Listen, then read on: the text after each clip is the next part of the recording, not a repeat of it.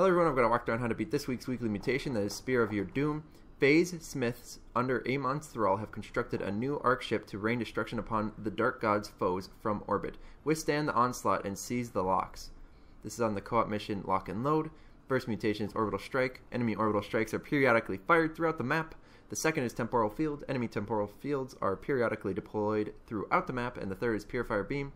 An enemy Purifier Beam moves across the map toward nearby player units. Once again, possible 185,000 bonus experience by beating this on brutal difficulty.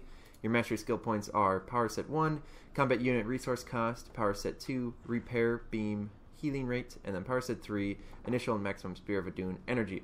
So in Power Set 1, I'm using Combat Unit Resource Cost because I'm going to be using Karax's units in this strategy. Later on in the match, I'm going to end up using, or having a huge surplus of minerals, and it would have been good for me to build defenses, but for the majority of this, I'm definitely just going to be using units, so that's why I'm using that Power Set 1 choice. Okay, let's go ahead and watch this replay, since we already have it beat. My teammate was a Mastery Level 118 Vorzen player. Okay, so, hopping right in here, we'll get the production tab going. I'm just going to start making some probes, and in just a little bit, I'm going to throw down a pylon, then we're going to throw down an assimilator, start gaining some gas early. And honestly, with the huge surplus of gas that I had right away, I probably should have waited a little bit longer to throw down the orbital, not orbital assimilator, just the regular assimilator. But yeah, because I'm using those mastery skill points to reduce the cost of Vespene units, perhaps I could have waited a little while to get the gas, but then again, I think about it a little bit more, and later on in the game, I actually have no gas. So, like, I have a surplus of minerals and practically no gas. So, I guess it's all up to, you know, when you're actually going to spend that gas and how much you need at that specific time. So, I would just stick with how I'm doing it. I put down the pylon, then put down the assimilator, and saturate the first assimilator. I think it works just fine. Okay, then I'm going to throw down a gateway next. Still, we're creating probes this whole time. And then I'm also going to throw down our second assimilator, and then we'll get that saturated pretty soon here. And I'm throwing down our second pylon.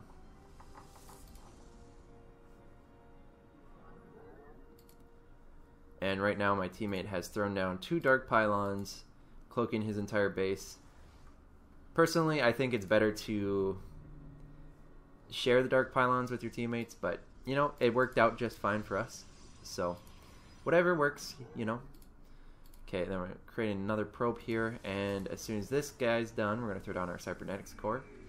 Once again, I'm not throwing down the forge right away because we're not going with the defense strategy, so we can wait a little while for that. Then I'm going to throw down a pylon right here, and I'm going to use the energy that I currently have from my Spear of Adun energy. I'm going to use orbital strikes to help destroy these rocks. They're just about finished. I queued up a Sentinel, and now that Sentinel is going to start attacking these rocks and finish it off for us. My teammate's also going to call down his Shadow Guard, which will do some additional damage to these rocks for us, and we'll be able to expand pretty soon. As soon as you have your rocks destroyed, make sure to go over to your teammate's rocks and help him destroy his as well, or hers. Okay, I finished our cybernetics core. I started throwing down a forge here, so that's warping in. And I'm just going to save up for the 400 minerals, and we're going to throw down our nexus in just a moment here. I queued up my sentinel to help destroy his rocks. Yep, and here goes down our expansion nexus.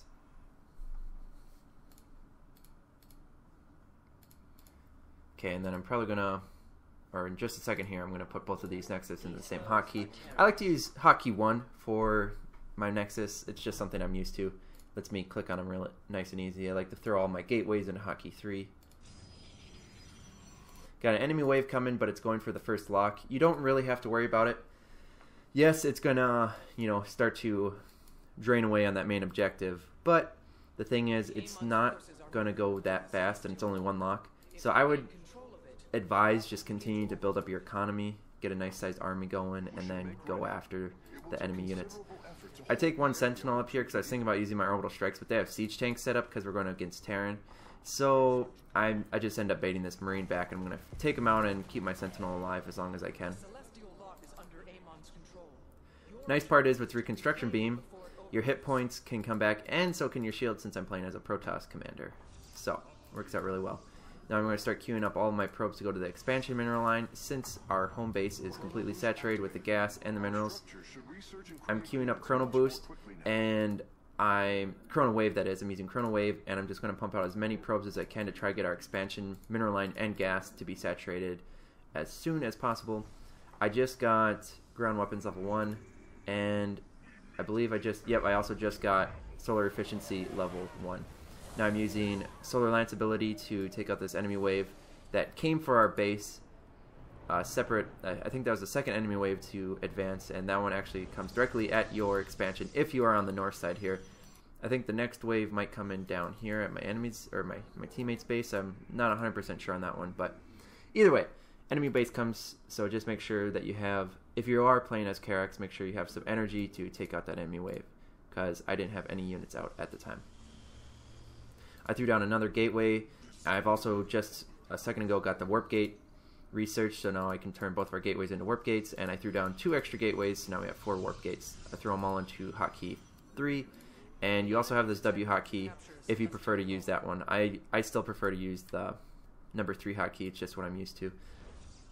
And then I started queuing up Shields level 1 upgrade, and I'm also getting Advanced Repair Systems.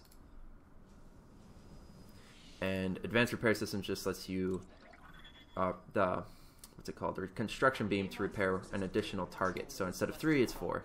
Your primary objective is to activate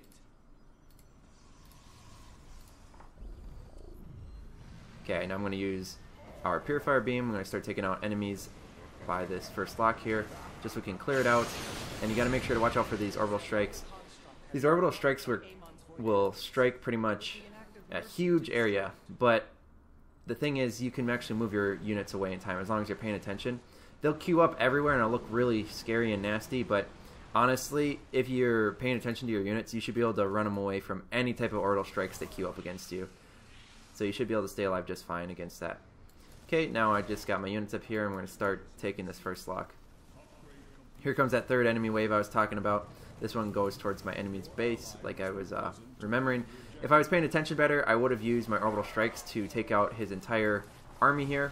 That would have been ideal, and I should have taken out this Raven for him, but once again, like I was saying, I kind of wasn't paying attention here.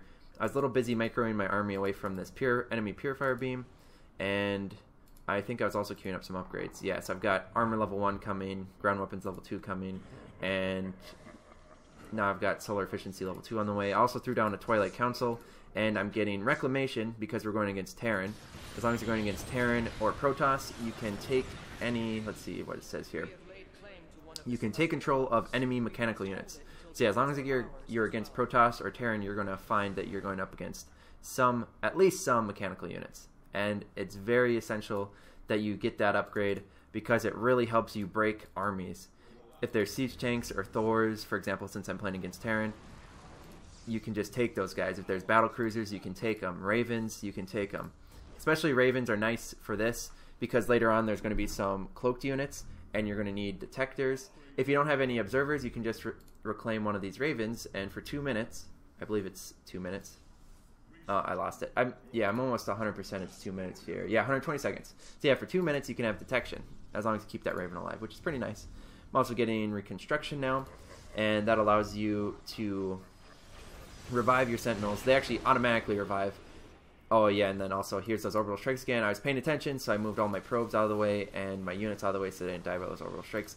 But yeah, Reconstruction, it's essential. It keeps your army alive for so much longer as long as you're using these Sentinels. Your Sentinel will die and then it'll instantly come back. It'll just rebuild itself.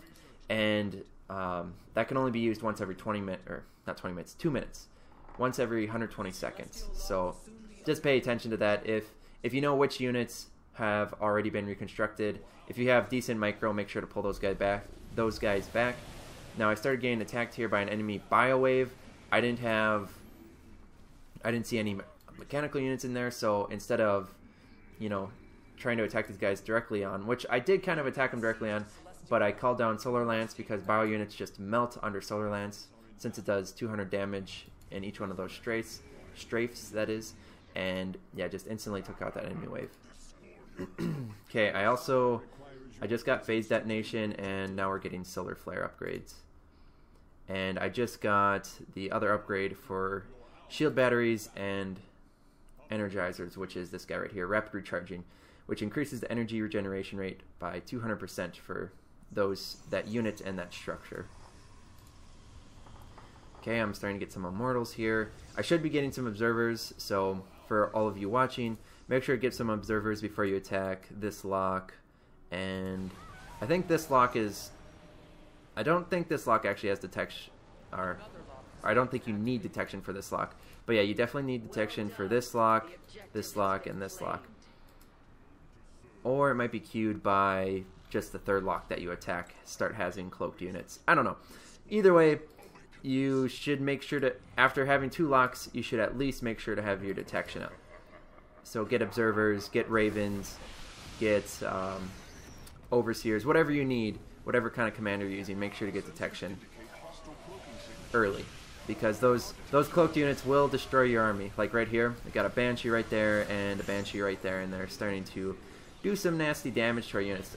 It's not a lot, but if you're not paying attention, they start to wear away at you. Now, if you are playing as Karax, you can just use your orbital strikes to take out those cloaked units. Because you can see where their shots are coming from, and you can kind of see a little effect right here. It kind of looks like a watery effect, so you can actually see where you should place your orbital strikes to take them out. I think I'll take them out in just a moment here. Yep, there, I called out my orbital strikes, and we took out those cloaked units. Okay, I'm also getting shields level 2 here, and I'm queuing up ground weapons level 3. I also threw down a robotics bay just a little bit ago, so I can get the gravitic boosters for our overseers, or observers, I mean, and then also shadow cannon for our immortals. Okay, and then let's see here. Okay, we're getting solar efficiency level 3. Our army's starting to get a pretty decent size. We have a couple reclaimed units in our army too, which is nice. Now we're going to go down and get this third lock here.